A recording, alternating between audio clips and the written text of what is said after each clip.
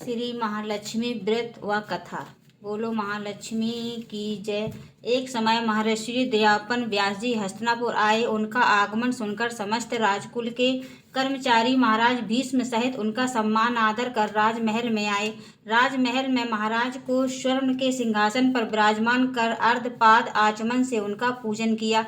व्यास जी के स्वच्छित होने पर महारानी गंधारी व माता कुंती ने हाथ जोड़कर प्रश्न किया कि महाराज, आप त्रिकाल के तत्वदर्शी हैं। आपसे हमारी यह प्रार्थना है कि स्त्रियों को कोई ऐसा व्रत व पूजन बताएं जिससे हमारी राजलक्ष्मी, सुख, पुत्र पौत्र आदि परिवार सदा सुखी रहे। इतना सुनने के बाद व्यास जी ने कहा कि मैं ऐसे व्रत का पूजन आपको उल्लेख करता हूँ जिससे सदा लक्ष्मी जी स्थिर होकर सुख पैदा करेगी। यह श्री महालक्ष्मी का व्रत है जिनका पूजन प्रतिवर्ष अश्विनी कुमार कृष्ण पक्ष अष्टमी को माना जाता है। तब रानी गंधारी ने कहा, महात्मन, यह व्रत कैसे आरंभ होता है, किस विधि से पूजन होता है, यह विस्तार से बताने का कष्ट करें। तब महर्षि ने कहा कि यह व्रत भाद्रपद शुक्ल पक्ष की अष्टमी के दिन सुबह व्रत का मन में संकल्प कर किसी जलाशय में जाकर स्नान कर शुद्ध कपड़े की ताजी दूबा से महालक्ष्मी जी को जल तर्पण देकर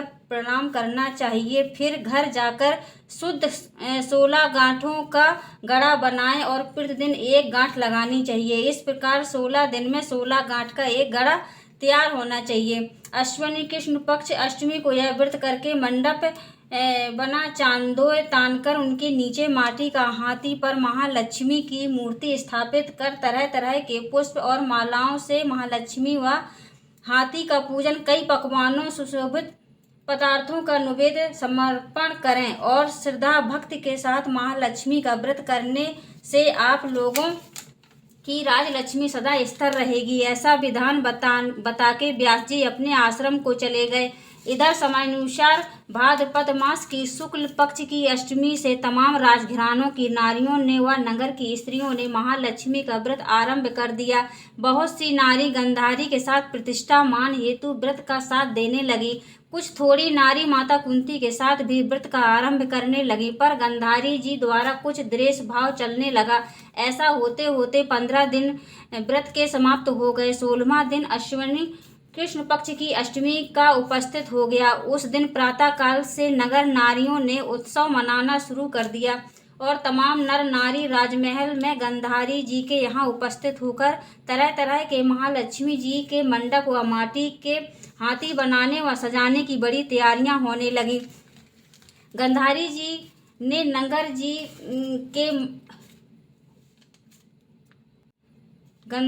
ने नगर की प्रतिष्ठित नारियों को बुलाने को सेवक भेजे, पर माता कुंती को नहीं बुलाया गया और न ही कोई उत्सव की सूचना भेजी। उत्सव बांग की धुन गूंजने लगी जिससे सारे हस्तिनापुर में खुशी जाने लगी। माता कुंती ने अपना अपमान समझकर बड़ा रंज मनाया और व्रत की कोई तैयारी न की। इतने में माता के पुत्र महाराज युधिष्ठिर, अर्जुन, भीम, नकुल, सहदेव पांचों पांडव उपस्थित हो गए और अपनी माता को रंजीदा देखकर अर्जुन ने प्रार्थना की कि माता, इतनी दुखी क्यों हो? क्या हम भी आपके दुख का कारण समझ सकते हैं और दूर करने में भी सहायक हो सकते हैं? आप बयान करें। तब माता कुंती ने कहा कि बेटा, जाति अपमान से बढ़कर कोई दुख नहीं है। आज नगर में महालक्ष्मी का उत्सव है। उस उत्सव में रानी गंधारी ने नगर की सारी नारियों को मान देकर बुलाया, पर तुम्हारे ईर्ष्यावश मुझे अपमान कर उत्सव में नहीं बुलाया। तो पात्र ने कहा, क्या यह पूजा विधि विधान सिर्फ दुर्योधन के ही महल में हो सकता है? आप अपने घर में नहीं कर सकती हो?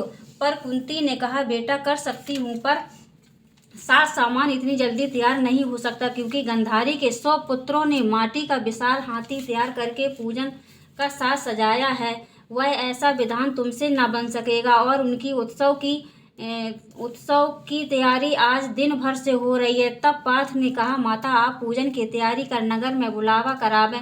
मैं आपको ऐसा हाथी पूजन को बुला रहा हूँ जो आज तक हस्तिनापुर वासियों ने नहीं देखा और ना ही पूजा होगा। मैं आज ही इंद्रलोक से इंद्र का हाथी ऐरावत, जो पूजनीय है, बुलाकर तुम्हारी पूजा में शामिल करा दूंगा। आप अपनी तैयारी करें। इधर माता कुंती सारे नगर में ढिंढोरा पिटवा दिया और पूजा की विशाल तैयारी होने लगी। तब अर्जुन ने सुरपति को ऐरावत भेजने को पत्र लिखा। एक दिव्य बाण से बांधकर धनुष पर देवलोक इंद्र की सभा में फेंका गया। इंद्र ने बाण को पत्र को खोला और पढ़ा तो आश्चर्यचकित हो अर्जुन को पत्र लिखा कि पांडव कुमार ऐरावत भेज तो दूंगा, पर वह इतनी जल्दी स्वर्ग से कैसे उतर सकता है। तुम इसका उत्तर शीघ्र लिखो। पत्र पाके अर्जुन ने पत्र में बाणों का रास्ता बनाकर हाथी उतरने की प्रार्थना लिख पत्र शीघ्र वापस कर दिया। इंद्र ने मातिल सारथी के हाथी को पूर्ण रूप से सजाकर हस्तिनापुर तत्काल उतरने को कहा। महावत ने तरह तरह के साज सामान से ऐरावत को सजाया। देवलोक की अंबर झूल डालकर स्वर्ण की पालकी, पैरों में घुंघरू स्वर्ण मणियों की बांधी गई, जिनकी चकाचौंध पर मानव जाति की आंखें नहीं ठहर सकती थीं।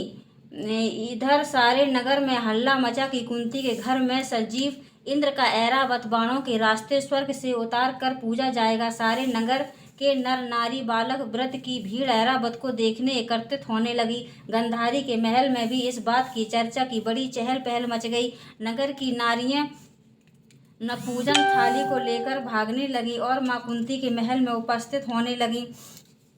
ये देखते ही देखते सारा महल व पूजा करने वाली नारियों से ठसाठस भर गया। सारे नगरवासी ऐरावत के दर्शन को गली सड़क महल अटारियों पर भीड़ जमा होने लगी। माता ने ऐरावत को खड़ा करने हेतु रंग बिरंगे चौक को पुरवाकर नवीन रेशमी वस्त्र धारण बिछवाए और हस्तिनापुरवासी तरह तरह की स्वागत तैयारियों में फूलमाला अबीर केसर हाथों में लेकर पंक्तिबद्ध खड़े थे। इधर इंद्र की आज्ञा पर ऐरावत स्वर्ग के बाणों के रास्ते उतरने लगा, जिससे घंटों की आवाज नगर वासियों को आने लगी। ऐरावत के दर्शन होते ही नर नारियों ने जय जयकार के नारे लगाने आरंभ कर दिए। ठीक सायंकाल ऐरावत माता कुंती के महल के चौक में उतर आया। तब तमाम नर नारियों ने पुष्पमाला अबीर केसर को चढ़ाकर स्वागत किया। महाराज धौम पुरोहित द्वारा ऐरावत पर महालक्ष्मी की मूर्ति स्थापित करके वेद मंत्रों द्वारा पूजन किया। नगर वासियों ने भी लक्ष्मी पूजा का स्वागत करके ऐरावत की पूजा की। फिर तरह तरह के मेवा पकवान लेकर ऐरावत को खिलाए गए। ऊपर से जमुना का जल भी पिलाया गया। फिर तरह तरह के पुष्पों की ऐरावत पर वर्षा की गई। पुरोहित द्वारा उपस्थित प्रणय वाचन कर व्रती नारियों के द्वारा लक्ष्मी जी का पूजन विधि विधान से कराया गया। फिर व्रत के डोरे में गड़ा में 16वीं गांठ को लगाकर लक्ष्मी जी के सामने समर्पण किया गया। फिर ब्राह्मणों को पकवान मिठाई दे भोजन की व्यवस्था की गई। फिर वस्त्र दिव्य स्वर्ण अन्य आभूषण देकर ब्राह्मण को संतुष्ट किया गया।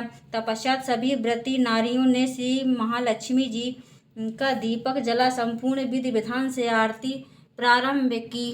फिर चावल के 16 दानों को गिनलें। फिर उसमें यह बोलें कि 16 परपाट मगर के राजा बम बम बरुआ हमसे कहा तुमसे सुनती 16 बोर की एक कहानी। पोला परपाट मगर के राजा बम बम बरुआ हमसे कहती तुमसे सुनती 16 बोर की एक कहानी। और एक एक चावल को ऐसे ही मंत्र के साथ फेंकते रहें और 16 बार कहते रहें। जय होय महालक्ष्मी माई की जय।